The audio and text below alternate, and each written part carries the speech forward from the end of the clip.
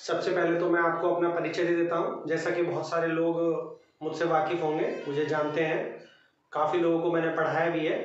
पर जो लोग मुझे ना जानते हो, मैं उनको ये बता देना चाहता हूँ कि मेरा नाम अविनाश है और फ़िलहाल में मैं पीसीएस की तैयारी करता हूँ, जिसमें मैं 3 बार पीसीएस का मेंस दे चुका हूँ और इसके साथ में मैंने हिस्ट्री से एमए किया है और मैं यूजीसी नेट क्वालिफाई हूँ।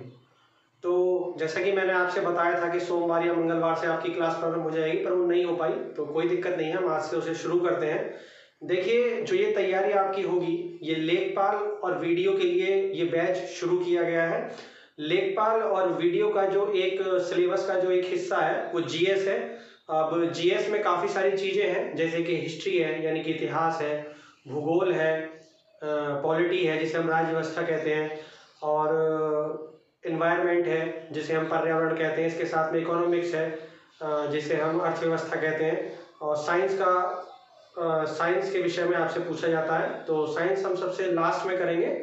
और इसके साथ में करंट अफेयर्स भी पूछा जाता है और यूपी स्पेशल, जो यूपी से कुछ स्पेशल सवाल होते हैं। कहने का मतलब है कि उत्तर प्रदेश में क्योंकि आपको रहना है और उत्तर प्रदेश का एक पेपर दे रहे हैं और उत्तर प्रदेश सरकार के अधीन आपको नौकरी करनी है, तो इसलिए आपको उत्तर प्रदेश की कुछ बेसिक बातों का ज्ञान होना चाहिए। हालांकि जो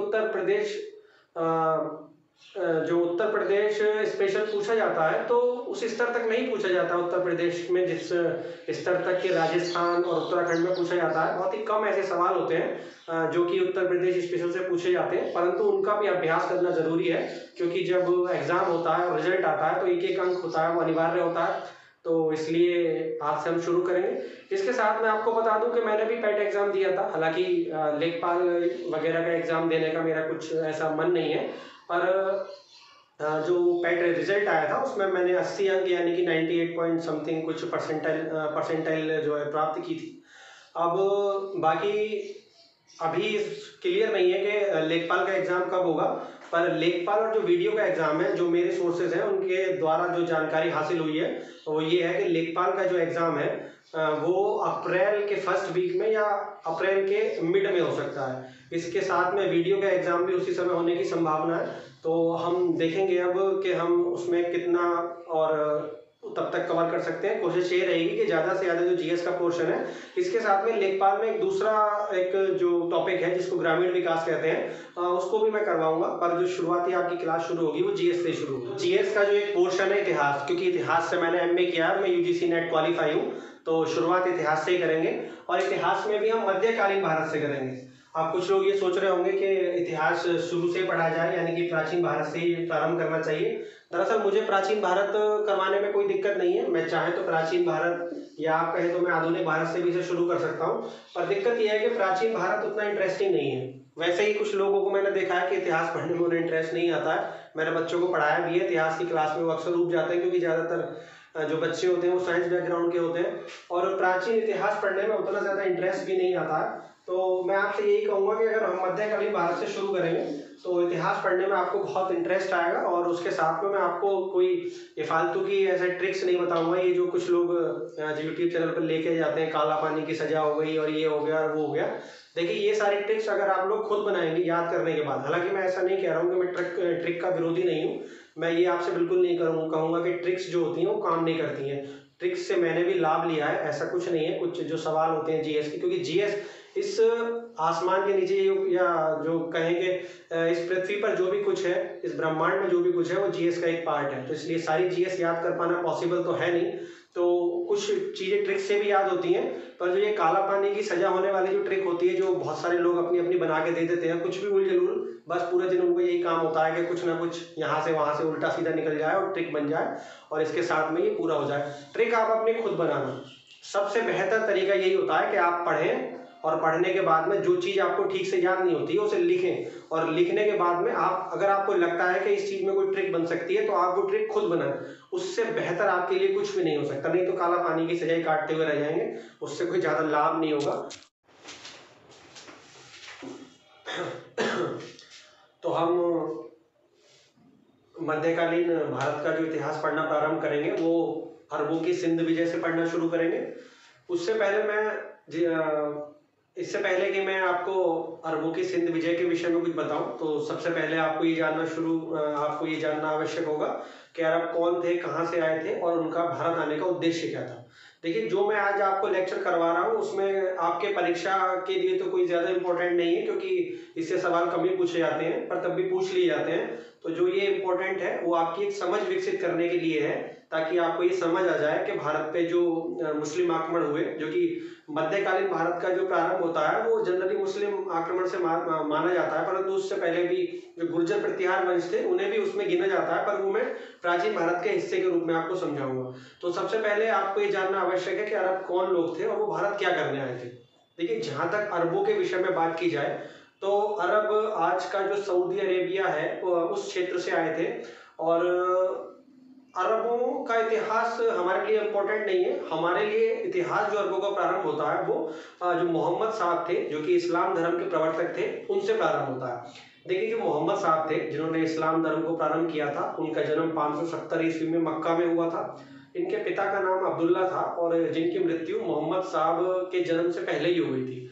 और जब ये 6 वर्ष के थे तब इनकी माता, जिनका नाम की अमीना था, उनकी भी मृत्यु हो गई थी। इनका जो पालन पोषण था, यानी कि जो मोहम्मद साहब का पालन पोषण था, इनके जो चाचा थे अबू तालिब, उन्होंने किया था। अब मोहम्मद साहब कुरैश जनजाति से संबंध रखते थे और जो अबू तालिब थे वो कुरैश जनजाति के एक कबीले के प्रधान थे। तो अबू तालिब ने इनका पालन पोषण किया। मोहम्मद साहब की जो रुचि थी वो प्रारंभ से ही धार्मिक थी। वो एक अरब में एक गुफा है, उनके जो जनजाति कबीला था उसके आसपास एक गुफा थी, उसका नाम हीरा था। उसमें बैठकर अक्सर वो धार्मिक क्रियाओं में लीन रहते थे। 25 वर्ष की अवस्था में मोहम्मद साहब ने एक खदीजा नाम की एक जो विधवा महिला थी उससे जो निकाह किया था।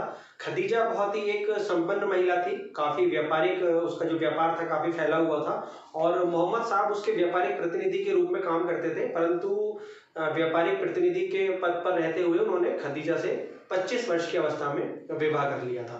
लगभग 40 वर्ष की अवस्था में मोहम्मद साहब को ज्ञान प्राप्त हुआ था और ये ज्ञान प्राप्त करने के पश्चात ये नबी और रसूल कहलाए और जिन्हें इस्लाम का पैगंबर भी कहा गया। 722 ईस्वी के आसपास इन्होंने मक्का से मदीना की ओर प्रस्थान किया, जिसे कि इस्लाम के इतिहास में हिजरत कहा जाता है और तभी से हिजरी संवत प्रारंभ हुआ। अब ये प्रस्थान क्यों किया गया था, क्या कारण थे, इससे कुछ ज्यादा आपका लेना देना नहीं है, परंतु तब भी मैं आपको ये बताना चाहूंगा। दरअसल जो अरब की उस समय स्थिति थी, जिस समय मोहम्मद साहब थे वहां पे उपस्थित, तो जो अरब की जो स्थिति थी वो ऐसी थी कि अरब में भी मूर्ति पूजा थी और मक्का के आसपास करीब 360 मूर्तियां रखी हुई थी और उन्हीं से जो है वो उस मक्का के जो लोग थे, जो मक्का के जो कबीले थे, उन्हें आय प्राप्त होती थी और इसी के साथ उनका खर्चा चलता था। अब जो इस्लाम है वो मूलतः एकेश्वरवाद की जो है बात करता है और इसमें मूर्ति पूजा तो बिल्कुल भी हराम है। अब मूर्ति पूजकों को ये भय हुआ कि अगर ये इस्लाम यहाँ फैला तो ये जो उनकी कमाई है ये बंद हो जाएगी और इसी वजह से कुछ उस समय मोहम्मद साहब राजनीतिक रूप से या कहे कि मिलिट्रीली उतने ज्यादा ताकतवर नहीं थे, इसलिए उन्हें वो शहर छोड़ना पड़ा।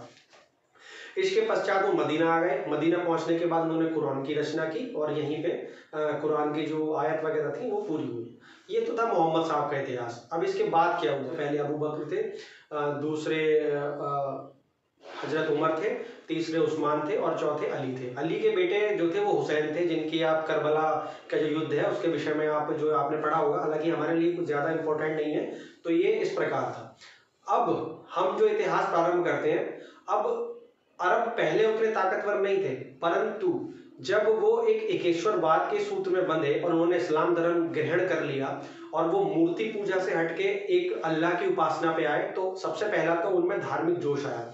देखिए, जो प्राचीन या जो मध्यकालीन जो सेनाएं थी, उन्हें लड़ने के लिए धार्मिक जोश की बहुत ज्यादा आवश्यकता होती थी। यदि कोई सेना धार्मिक जोश में कमतर है तो वो जीत नहीं पाएगी। हालांकि ऐसा नहीं है कि सिर्फ धार्मिक जोश के सहारे ही आप युद्ध जीत सकते हैं, परंतु धार्मिक जोश बहुत ज्यादा आवश्यक था। इसी जोश के सहारे अरबों ने सीरिया जीता, इराक जीता, ईरान जीता, मध्य एशिया का बहुत सारा जो क्षेत्र था उन्होंने जीत लिया। यहाँ तक कि जो तुर्क आक्रमणकारी जिन्होंने भारत को बाद में विजित किया, उन तक को अरबों ने हरा। पश्चात थे अरब भारत की सीमा के आसपास, यानी कि भारत का मतलब है जो आज का पाकिस्तान है उसकी जो सीमा है, यानी कि जो बलूचिस्तान का जो क्षेत्र है उसके आसपास भी इन्होंने कब्जा कर लिया। अब बलूचिस्तान के बाद में जो अगला प्रदेश था वो सिंध का था।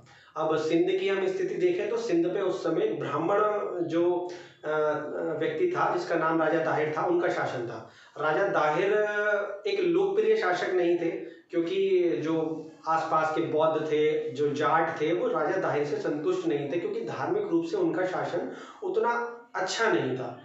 तो के समय में जो राजा दाहिर के समय में जो सिंध को जीतने का जो प्रयास हुआ था वो पहला नहीं था। उससे पहले 636 से लगातार सिंध और जो पश्चिमी भारत का जो समुद्र के आसपास का जो क्षेत्र है उसे जीतने के प्रयास चल रहे थे, परंतु वो पूरे नहीं हो पाए थे। अब दाहिर से ऐसी क्या गलती हुई थी कि अरब आक्रमणकारी उन्हीं के समय, देखिए गलती कुछ नहीं हुई थी, क्योंकि मध्यकाल में किसी पे हमला करने के लिए कोई गलती की जरूरत तो होती नहीं थी। ना ही उस समय कोई लोकतांत्रिक सरकारें थी, ना ही कोई डिप्लोमेसी चलती थी कि साहब वहाँ पे कोई आपके जो डिप्लोमेट बैठे हुए हैं तो अगर आप आक्रमण करेंगे तो विश्व में आपकी थू हो जाएगी। जिसकी ताकत थी, जिसके पास ताकत थी, वो कहीं भी हमला कर सकता था और जीत सकता था, और किसी भी प्रदेश को अपने क्षेत्र, अपने जो राज्य था उसमें मिला सकता था। तो ये आज की डिप्लोमेसी वगैरह तब नहीं चलती थी। 708 ईस्वी में क्या हुआ कि जो आज का श्रीलंका है वहां से एक जो जहाज था वो कुछ उपहार लेके इराक जा रहा था, क्योंकि उस समय जो खलीफा था तो वो जो इस्लाम के खलीफा थे वो वहीं बगदाद के आसपास बैठते थे, उनका नाम वाहिद था। और उनके जो गवर्नर थे, जो इराकी गवर्नर थे, उनका नाम था अल हज्जाज। तो जब ये एक श्रीलंका से एक उपहार वगैरह लेके, जो श्रीलंका के राजा था उन्होंने कुछ उपहार वगैरह दिए थे खलीफा के लिए, तो वो लेके जा रहा था। जो देवल एक बंदरगाह था, देखिए देवल एक प्राचीन बंदरगाह था जिसका कि जो कि अब नहीं है। जब आप ऐसा माने कि जो पाकिस्तान में कराची एक जगह है, कराची एक बड़ा बंदरगाह है, उसके पास में कहीं एक देवल बंदरगाह था। जब वो उस जगह से आगे बढ़ा तो वहां पे कुछ डाकुओं ने उस जो जहाज था उसे लूट लिया। अब जब लूट लिया, ये जहाज जब इराक पहुंचा खलीफा के पास में, तो खलीफा बहुत नाराज हुआ।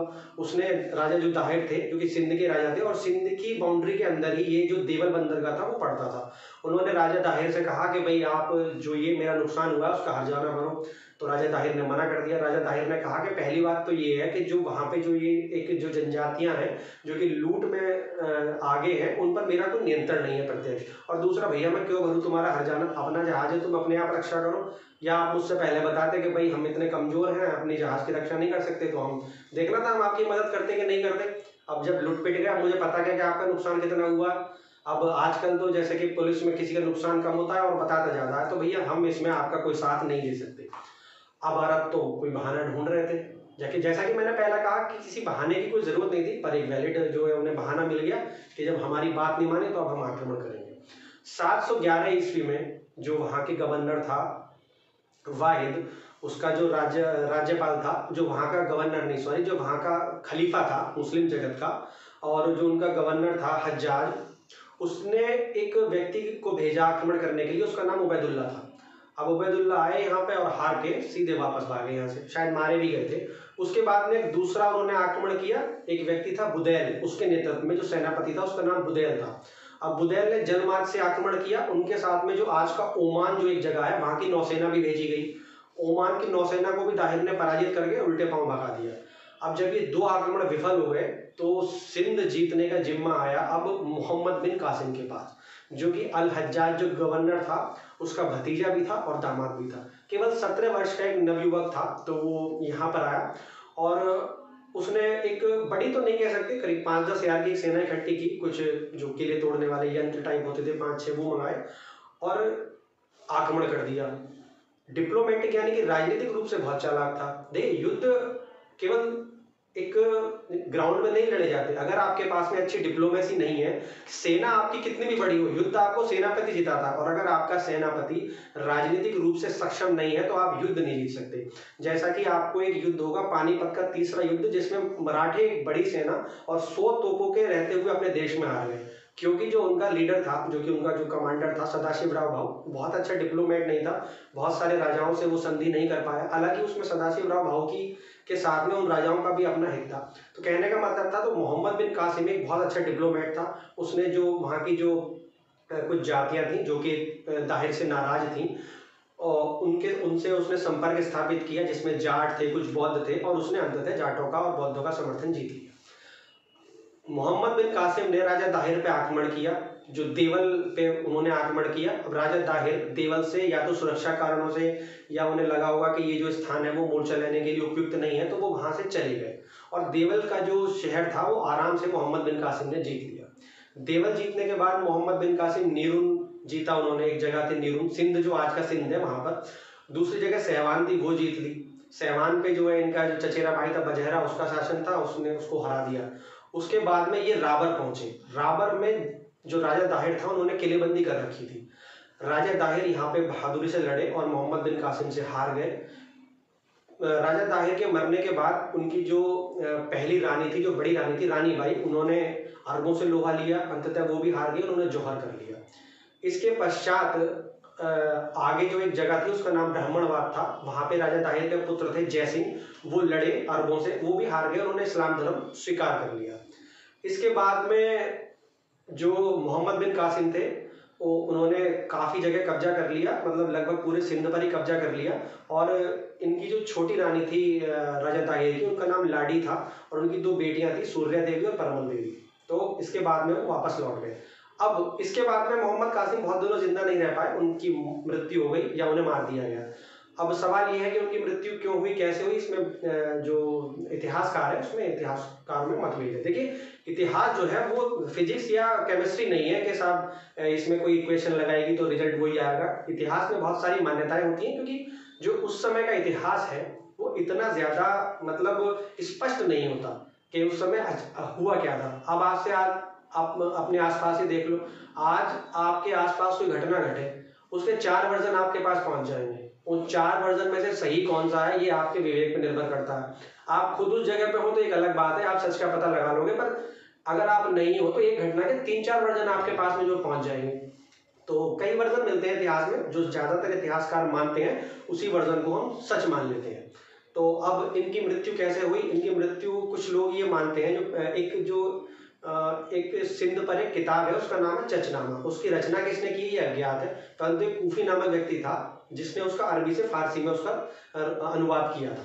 तो चचनामा ये बताता है कि जो सूर्य देवी और परमल देवी थी, जो कि रानी लाडी की जो पुत्रियां थीं, जब इन्हें लेकर ये गवर्नर के पास, सॉरी खलीफा के पास में पहुंचे। खलीफा उस समय तक बदल गया था, पहले वाहिद थे, उसके बाद सुलेमान हुए थे। अब जो सुलेमान थे, इनकी अलज्जात जो कि शत्रुता थी जो खलीफा थे उनकी। अब इसी शत्रुता को निभाने के लिए कुछ लोग कहते हैं उन्होंने उनको मरवा दिया। अब दूसरी कथा मैंने आपको बता रहा था कि जो सूर्य देवी और परमल देवी थी, उन्हें लेके जब ये खलीफा सुलेमान के पास पहुंचे, तो जो सूर्य देवी और परमल देवी थी उन्होंने निश्चय किया कि वो अपने पिता की मृत्यु का बदला लेंगे। उन्होंने जो खलीफा थे सुलेमान, उनके कान भर दिए कि जो मोहम्मद बिन कासिम है, इन्होंने हमारा जो सतीत्व है इसे पहले ही नष्ट कर दिया है। और ये सुनकर जो खलीफा थे वो बहुत नाराज हुए और उन्होंने मोहम्मद कासिम की हत्या करवा दी। एक तो एक वर्जन है, और दूसरा वर्जन वही है कि वो शत्रुता थी तो उसकी हत्या हो गई। अब मोहम्मद बिन कासिम की मृत्यु हो गई। मोहम्मद बिन कासिम ही पहला व्यक्ति था जिसने भारत से जजिया कर वसूल किया था। अभी जजिया कर क्या होता था, देखिए, मुस्लिम आक्रमण से पहले इस कर का कोई उल्लेख नहीं, ना ही इसका कोई मतलब था, क्योंकि ये इस्लाम से ही संबंधित है। इस्लाम में एक कॉन्सेप्ट है, वो आपने कई जगह पढ़ा होगा, कुछ लोग कहते हैं काफिर विधर्मी इस टाइप से। इस्लाम में कॉन्सेप्ट है कि यदि आप इस्लामिक राज्य में रहते हैं और आप मुस्लिम नहीं हैं, ठीक है, तो आपको अपनी सुरक्षा और अपना जो व्यापार है उसके बदले में कर देना होगा, उसे जजिया कर कहा जाता था। इस कर का आगे बहुत उल्लेख आएगा, आगे मैं आपको विस्तार से बता दूंगा, अभी तो मैंने ऐसे ही बता दिया ये।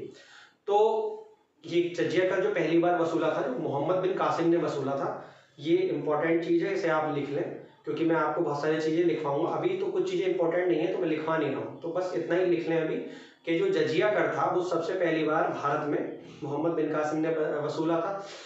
712 में इन्होंने भारत पर आक्रमण किया था, सिंध पर आक्रमण किया था। भारत पर तो गलत होगा क्योंकि अब तो सिंध पाकिस्तान में है, उस समय अगर कह सकें तो भारत आप कह सकते थे। इन्होंने उस पर आक्रमण किया और उसकी विजय प्राप्त कर ली। अब इनकी मृत्यु हो गई मोहम्मद बिन कासिम की। इनकी मृत्यु के बाद जो अरब थे वो आगे नहीं बढ़ पाए। इनकी मृत्यु के कुछ समय बाद एक गवर्नर, जो नया यहाँ का भारतीय प्रदेशों का जो गवर्नर नियुक्त किया, उसका नाम जुनैद था, उसने कोशिश की, कुछ भारतीय प्रदेशों को जीत भी लिया, जो आज का राजस्थान है उसके भी कुछ प्रदेशों को जीत लिया। अंततः वो आगे नहीं बढ़ पाया। अब इतने सीधे सच्चे तो नहीं थे कि अपनी मर्जी से आगे नहीं बढ़े होंगे। देखिए, मैंने आपको एक पहले वीडियो में बताया था कि भारत का जो इतिहास है दरअसल वही पढ़ाया जाता है जहाँ पे हम हारे। अब ये आपके इतिहास में है कि मोहम्मद बिन कासिम ने ये जीत लिया, दाहिर हार गए, अब आखिर का इतिहास मौन है, वहाँ पे आपको कुछ बताया नहीं जाएगा। अब इतिहास उसके बाद शुरू होगा सुबुक्तगीन से या कहते महमूद गजनवी से। इसके बीच में क्या हुआ मैं आपको संक्षिप्त रूप से बता देता हूँ। विस्तृत वीडियो अगर आप चाहेंगे तो मैं कभी बाद में बता दूंगा। इस बीच में भारत में 3-4 बड़े राज्य हो गए।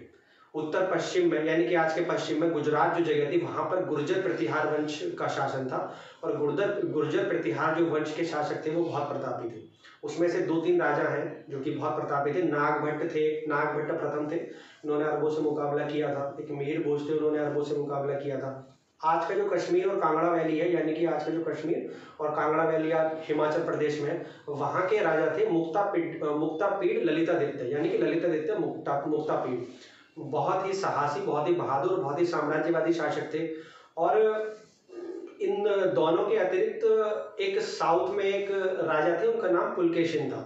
ठीक है, इन तीनों ने मिलकर अरबों को इतना हतोत्साहित किया, इतनी बार हराया कि अरब भारत में आगे बढ़ना तो बहुत दूर है कि जो उनके खुद के प्रदेश थे, जो उन्होंने सिंध और ये सब जीत लिए थे, ये खुद भी उनके मतलब परेशानी में पड़ गए कि इनकी रक्षा कैसे करी जाए।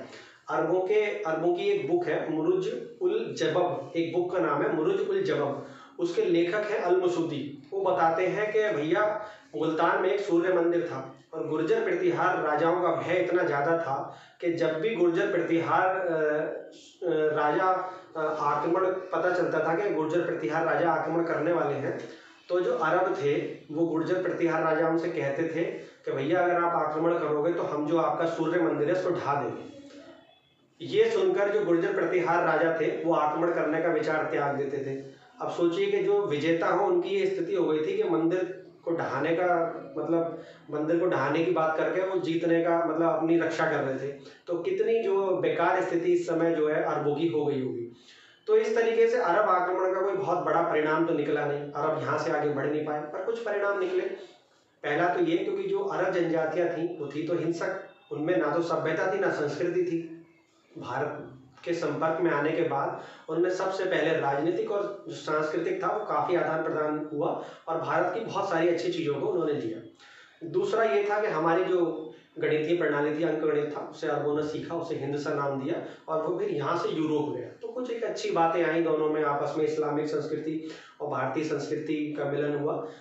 कोई धार्मिक कन्वर्जन, सारे इतिहासकार ये बोलते हैं कि कोई धार्मिक कन्वर्जन की कोशिश नहीं की, यानी कि धार्मिक रूप से यहाँ की जनता को परेशान नहीं किया गया। हाँ, उनसे जजिया जरूर वसूला गया, और युद्ध के समय पे बहुत सारे नागरिकों का संहार भी किया गया।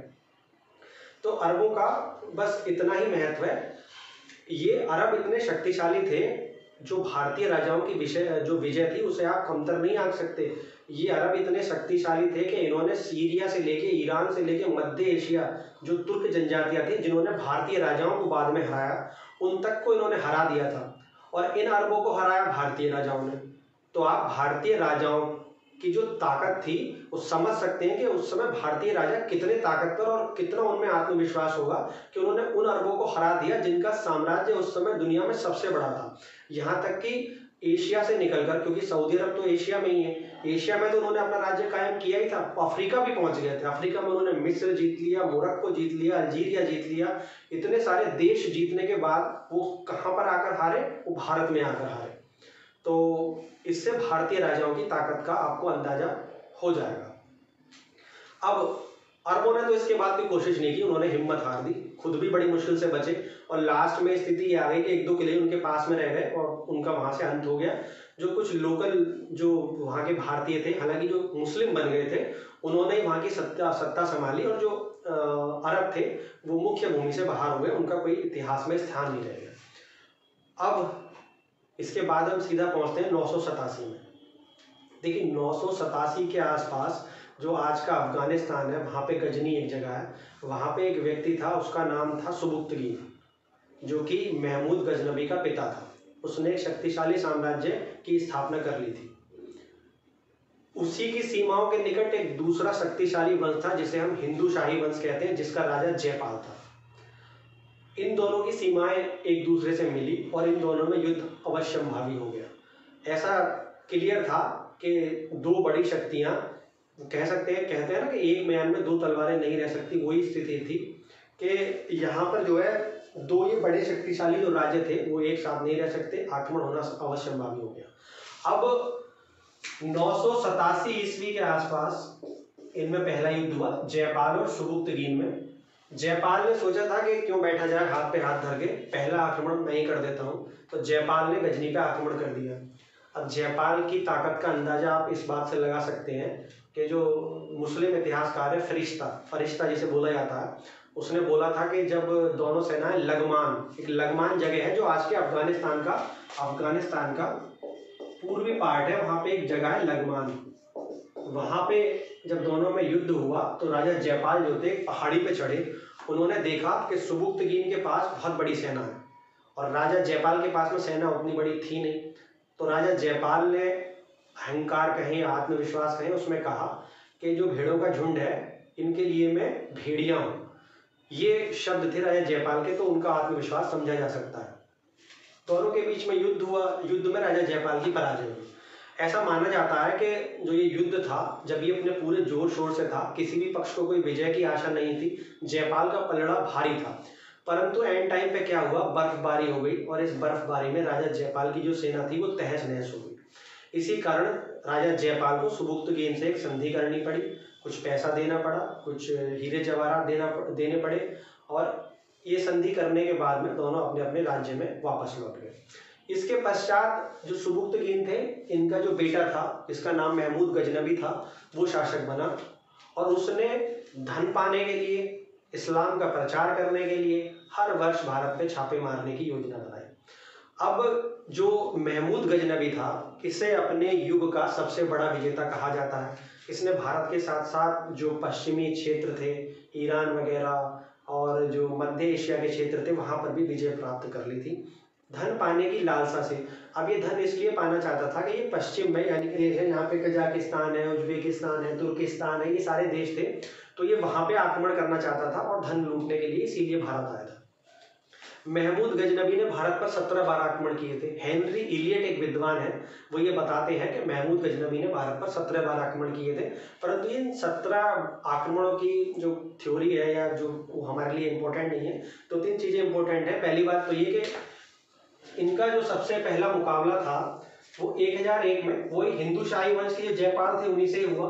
1001 में इनका हिंदू शाही वंश के जो जयपाल थे इनसे आमना सामना हुआ और इस युद्ध में जयपाल की हार हुई और इसके पश्चात जयपाल ने चिता का वर्ण कर लिया। उन्होंने अपनी बार बार होती हारों को बहुत अपमानजनक माना और जयपाल ने चिता में कूद के आत्महत्या कर ली। अब जयपाल के बाद में इनके पुत्र हुए आनंदपाल।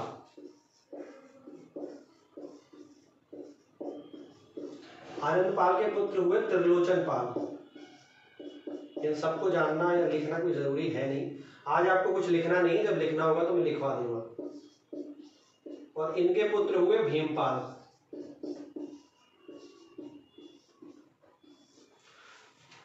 तो ये 4 पीढ़ियों से, हिंदू शाही वंश की 4 पीढ़ियों से महमूद गजनबी ने युद्ध किए और अंततः लास्ट में ये त्रिलोचन पाल को हरा दिया और हिंदू शाही वंश हालांकि चलता रहा। भीमपाल जीवित थे, एक छोटे से हिस्से पर उन्होंने अपना साम्राज्य कायम कर लिया था, परंतु जो जयपाल के समय उसका वैभव था, जो लगमान से लेके मुल्तान तक, यानी कि अफगानिस्तान के पूर्वी हिस्से से लेके आज के पाकिस्तान तक, उधर कश्मीर वैली तक एक त्रिकोण में फैला हुआ था, बहुत बड़ा राज्य था, वो खत्म हो गया।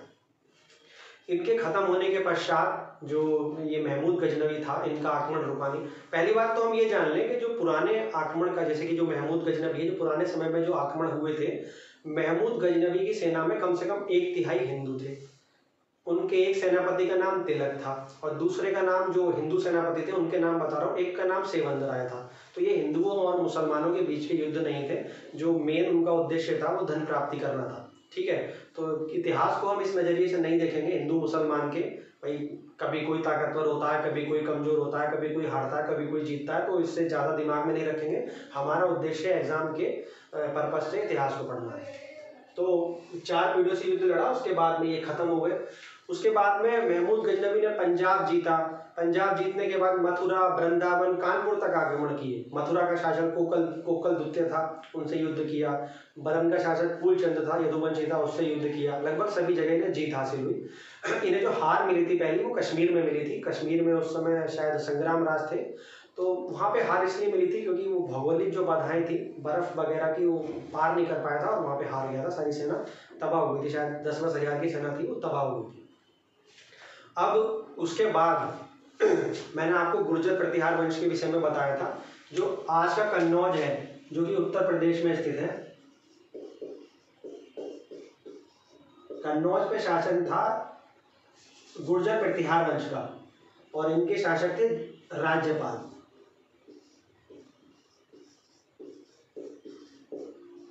लिखना नहीं है आपको, कुछ भी लिखना होगा मैं बता दूंगा। तो जो राज्यपाल थे, ये बिना युद्ध किए गंगा पार करके भाग गए, कन्नौज पे भी अधिकार हो गया। अब आप सोचिए कि गुर्जर प्रतिहार वंश किसी समय इतना शक्तिशाली था कि उसने अरबों की ईंट से ईंट बजा दी थी और इस समय इतनी दुर्बल अवस्था में था कि वो अपना राज्य भी नहीं बचा पाए। अब ये भाग गए यहाँ से, आराम से उन्होंने कन्नौज लूट लिया। जैसे कि आज दिल्ली का वैभव है, वैसा ही वैभव कभी कन्नौज का था। मध्यकाल में जैसा वैभव आगे दिल्ली का होगा, क्योंकि दिल्ली तुर्क सुल्तानों की राजधानी होगा, आगे फिर मुगलों की राजधानी भी आगरा के बाद में दिल्ली बनेगा। तो जो वैभव कभी आज मतलब मध्यकाल में दिल्ली का था, वो उससे पहले कन्नौज का था। कन्नौज पे कब्जा जमाने के लिए भारतीय शक्तियों में बड़ी लड़ाई हुई। ये भाग गए यहाँ से, ये युद्ध भी जीत लिया इन्होंने। अब इनका जो सबसे बड़ा प्रतिरोध हुआ था भारत में, बड़ा तो नहीं कह सकते, मतलब सबसे जो सुदृढ़ प्रतिरोध हुआ था, जहां पे इनको दिक्कत हुई थी, वो हुआ था बुंदेलखंड में।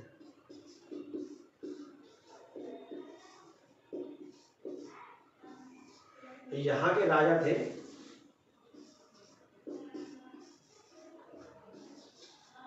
विद्याधर चंदेल। देखिए चंदेल, बुंदेलखंड के चंदेल वंश हुआ, मालवा का परमार वंश हुआ, ये जितने भी वंश थे ये गुर्जर प्रतिहार वंश के सामंत थे। और गुर्जर प्रतिहार वंश के पतन के बाद में इन्होंने अपने आप को स्वतंत्र बना लिया था। तो जो विद्याधर चंदेल थे, ये बहुत नाराज हुए कि भाई तुम राजपूत होते हुए आक्रमणकारी का सामना नहीं कर पाए और तुम अपना राज्य छोड़ के वहां से भाग आए। इसलिए कुछ राजाओं के साथ मिलकर इन्होंने राज्यपाल की हत्या कर दी। इन्होंने कहा कि आपको ये दंड इसलिए दिया जाएगा क्योंकि आपने आक्रमणकारी के सामने घुटने टेक दिए। और जो राजपूत हैं, हालांकि राजपूत शब्द उस समय इतना प्रचलित नहीं था, क्षत्रिय कहना ज़्यादा सही होगा, कि जो क्षत्रिय वंश है उसकी मर्यादा को आपने कलंकित किया। तो इन्होंने राज्यपाल की हत्या कर दी। महमूद गजनवी गजनी में लौट गया था उस समय तक, जब उसको ये पता हुआ कि मेरे खिलाफ कुछ राजा संघ बना रहे हैं, जिसकी जो मुख्य व्यक्ति है विद्याधर चंदेल हैं, तो वो चंदेलों पर यानी कि विद्याधर पर आक्रमण करने के लिए दोबारा से भारत आया और विद्याधर पर उसने आक्रमण किया, परंतु दोनों के बीच कोई बड़ा युद्ध नहीं हो पाया। इसका कारण ये था कि विद्याधर ने लगभग 1,40,000 के आसपास जो सेना थी वो इकट्ठी कर ली थी, और इस सेना को देखकर महमूद विचलित हुआ क्योंकि महमूद के पास इतनी सेना नहीं थी। और दूसरा ये भी था कि दोनों एक दूसरे से, मतलब कोई भी पक्ष शक्ति परीक्षण का जोखिम नहीं लेना चाहता था, क्योंकि दोनों ये जब मान के चल रहे थे कि अगर हम शक्ति परीक्षण करेंगे तो कोई भी हार सकता है। इसके बाद में दोनों में एक संधि हो गई, विद्याधर ने और महमूद ने दोनों ने एक संधि कर ली, जिसके बाद में ऐसा माना जाता है कि ये जो महमूद ने इनको कुछ 20-22 किले 15 किले दिए और इन्होंने भी एक कर दिया इनको, तो इसलिए इनके बीच कोई भिड़ंत नहीं हो पाई। तो ये कहा जाता है, ये फैक्ट है, तो चाहे आप लिख लें कि भारत में जो सबसे बड़ा प्रतिरोध किया था महमूद गजनवी की महत्वाकांक्षाओं का, वो विद्याधर चंदेल ने किया था। तो ये कुछ महत्वपूर्ण टॉपिक था। इसके बाद में जो इनका सबसे फेमस आक्रमण है, जिसके बारे में आप सब लोगों ने पढ़ा होगा, जो कि सोमनाथ पे हुआ था। सोमनाथ गुजरात में अवस्थित एक शिव मंदिर है। ये भी कभी कभी पूछा जाता है एग्जाम में कि जो सोमनाथ मंदिर है वो किसे समर्पित है, भगवान शिव को समर्पित है। और उस समय गुजरात का राजा था भीम प्रताप। 1025 ईस्वी में महमूद ने हमला किया सोमनाथ पर। ये इम्पोर्टेंट फैक्ट है एक, तो इसे आप चाहें तो लिख लें कि महमूद गजनवी ने सोमनाथ पे जो आक्रमण किया था वो 1025 ईस्वी में किया था। उस समय वहाँ का जो शासक था वो भीम प्रथम था। भीम प्रथम बिना युद्ध किए ही चला गया, भाग गया, ये कुछ भी कहें आप। उसके बाद में इसने जो है सोमनाथ पर आक्रमण किया। 50-50 हज़ार ब्राह्मण थे वहाँ पर, उसकी सुरक्षा के लिए ब्राह्मणों को हराकर उनको मारकर कब्जा कर लिया उस पर, और जो वहाँ से धन संपत्ति थी वो लूट ली। जब ये धन संपत्ति लूट के वापस जा रहा था तो बीच में जाटों और खोखर जो थे वो सीमांत प्रदेश के उग्र निवासी थे, हिंदू ही थे। जाटों और खोखरों ने इस पे आक्रमण कर दिया और कहा जा रहा है कि जाटों ने लगभग 2/3 धन इससे लूट लिया। अब 2/3 धन लूट लिया, इसकी सेना में बड़ी मारकाट मचाई, इतना ज़्यादा इसे कमज़ोर कर दिया कि ये 1025 में इसने आक्रमण किया था। उसके बाद हालांकि हर 6 महीने में एक आधा आक्रमण कर देता था, इतना कमज़ोर हुआ, इतना परेशान हुआ कि 1027 में ये जाटों की ओर बदला लेने के लिए लौटा। अब इसने सोचा कि आमने सामने के युद्ध में शायद जाट भारी पड़ जाएं, क्योंकि जाट भी उस समय बड़े प्रबल थे सिंध में, अच्छे, इनके कोई बड़े राज्य तो नहीं थे, परंतु जो एक खाप पंचायत टाइप का जो सिस्टम था, मुखिया थे इनके। तो इसने सोचा कि सीधे सीधे युद्ध न करके इसने जाटों को जल युद्ध के लिए ललकारा। अब जाट इसके जाल में फंस गए, क्योंकि जल युद्ध में इसकी सेना मजबूत थी, और इसने जल युद्ध में जाटों को हरा दिया और 1027 ईस्वी में इसने जाटों का दमन कर दिया। ये भी आपके लिए इम्पोर्टेंट है। तो महमूद गजनवी का जो अंतिम आक्रमण हुआ था भारत पर, वो 1027 में हुआ था और सिंध के जाटों पर हुआ था।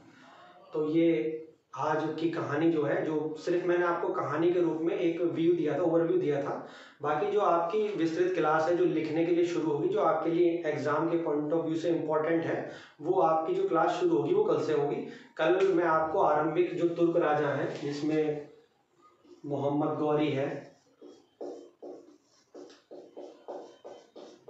और इल्तुतमिश है, कुतुबुद्दीन ऐबक है, इसके बारे में पढ़ाऊंगा भी, और जो इससे ज़रूरी, जो इससे कुछ रिलेटेड इंपॉर्टेंट जो फैक्ट है वो आपको लिखवाऊंगा भी। ठीक है, आज के लिए बस इतना ही। और एक बात और, जो हमारा एक दूसरा वीडियो आता है जिसमें ऐतिहासिक घटनाओं को मैं आपको सुनाता हूँ, उसमें अगली जो कहानी होगी वो इजराइल के ऑपरेशन थंडरबोल्ट के बारे में होगी।